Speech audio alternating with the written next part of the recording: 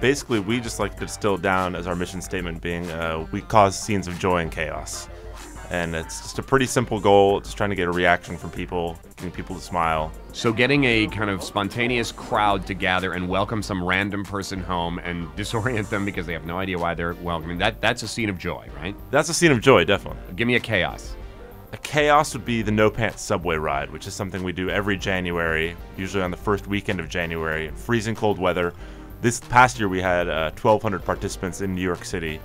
Go down, meet downtown, everybody gets on the subway, and one at a time people will remove their pants on the subway. If you can imagine 1,200 people doing this on the same day. Sounds joyful.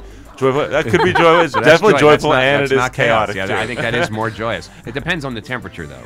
Yeah, it was the middle of a snowstorm this past year. What does the faces of people's reactions say to you? Oh, shock, surprise, laughter, merriment, that runs the gamut. Cell Phone Symphony was just, we checked dozens of bags at the Strand bookstore. When you go into the Strand bookstore, you Which have is a big to check bookstore here in New York City. Huge bookstore in New York City. Used books and new books. And before you go into shop at the Strand, you have to check your bag. So we had dozens of agents check their bags with their cell phones in it. Outside the store, we had dozens more agents call those cell phones one at a time, and by the end you had about dozens and dozens of bags ringing and making different cell phone sounds. The main difference between what we do and what Candid Camera does is, say, like when your daughter calls you and calls you Seymour Butts, you are the butt of a prank. Yes, that's why we don't call what we do pranks, we call them missions, because at the end of our missions we just disperse, and there's no gotcha moment like on Candid Camera. Right. There's no you've just been pranked by Improv Everywhere. We just disperse and don't say anything to anybody.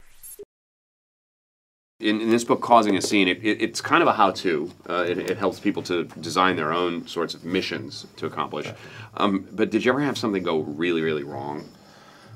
I mean, this past year we did a prank where we got 1,000 people to line up on the Brooklyn Bridge and all take a photograph at the same time to sort of cause a great blast of light. And it didn't work at all. And it was actually in the pouring rain, and you have 1,000 people in your hands who are a little bit unhappy.